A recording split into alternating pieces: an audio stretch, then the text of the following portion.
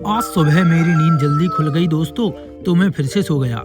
लेकिन उठना तो पड़ता ही है ना यारो, तो प्रभु के स्मरण और धरा को प्रणाम करके ही उठना चाहिए। वैसे आज मैं 0 घंटे स्टडी का चैलेंज लेने वाला हूँ। इतनी ठंड में कौन ही नहाता होगा, इसलिए मैं भी चुपके से हाथ मुंह धो के ही वापस आ जाता हूँ। इस ठंड में मैं भी थोड़ा कूल बनने की कोशिश कर रहा होता हूँ दोस्तों, लेकिन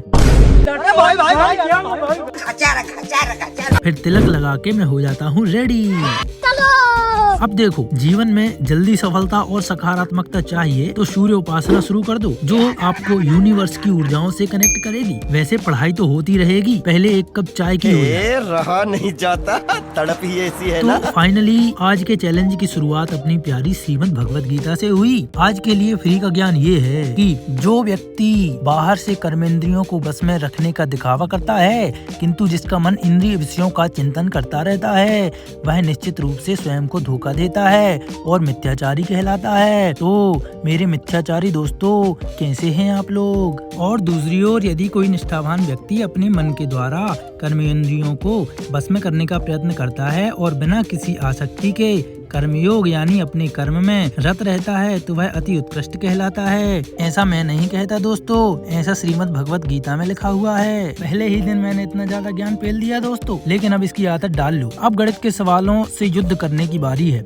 ये रेखाएं जितनी सीधी दिखती हैं, इनके प्रहार उतने ही तीक्ष्ण, और ये त्रिभुजाकार आकृतियाँ तो मुझे बंगाली बाबा के काले जादू की याद दिलाती हैं दोस्तों। इनसे युद्ध करते करते मैं किसी गहन सोच में डूब जाता हूँ कि मेरा जन्म का उद्देश्य क्या है, मैं इस ब्रह्मांड में क्यों आया हूँ, क्या मैं ये गणित के सवाल हल करने आया हूँ, या मेरे आने का कारण कुछ और है। ब्ला ब्ला ब्ला ये सब चल ही रहा होता है कि मुझे भूख लगाती है दोस्तों। फिर क्या था, सारी उधेड़ बुन वहीं समाप्त।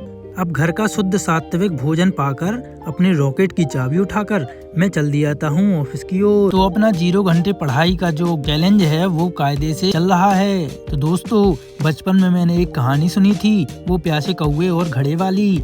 तो मैंने उसका प्रैक्टिकल अपने घर पे करके देखा था।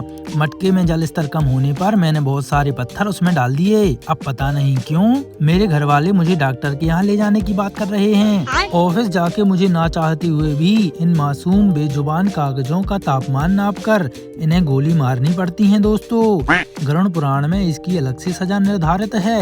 वैसे तो मेरे ऑफिस में हंसी मजाक बिल्कुल आम बात नहीं है, लेकिन आम से हटके इमली खा के यहाँ सब कुछ कर सकते हैं। जैसे कि मैं अपने सारे काम छोड़ के वीडियो बना रहा हूँ और इस यंत्र के चूहे के साथ खेल रहा हूँ। पूरे दिन ऑफिस में मौज मस्ती करने के बाद जब मैं घर के रास्ते में होता हूँ तो मैं देखता हूँ दोस्तों कि ये दादा इस बच्ची को सड़क पर सोना सिखा रहे हैं, और थोड़े से आगे आने पर इसे देखकर मुझे मेरे दोस्त के बचपन की याद आ जाती है।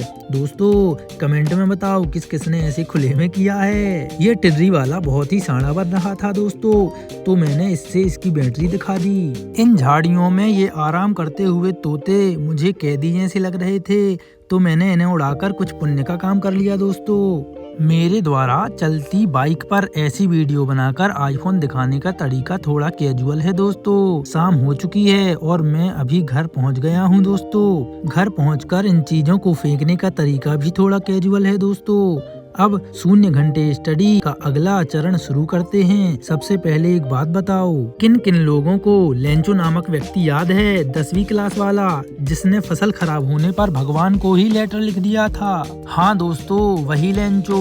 उसने मुझे मेल किया है, एक और पत्र लिखवाना चाहता है वो, उसकी बकरी चोरी हो गई है। तो मैं उसी लेटर को लिख रहा हूँ दोस्तों। मैं सबकी सहायता करता रहता हूँ, जैसे उन मिट्ठुओं को उड़ा दिया था। लेंचो को ये लेटर पोस्ट करने के बाद चलो अब अपनी पढ़ाई शुरू करते हैं।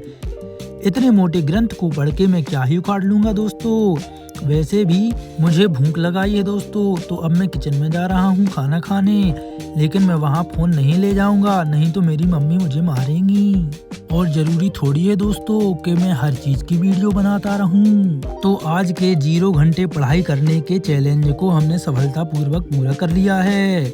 हाँ तो सेनापति, अब बहुत हो गई पढ़ाई लिखाई, अब सोतमपुर जाने की तैयारियां करी जाएं। ये अस्त्र शस्त्र सज्जो सामान सब रख दिया जाए, और रजाई बोले तो पल्ली का बंदोबस्त किया जाए सेनापति।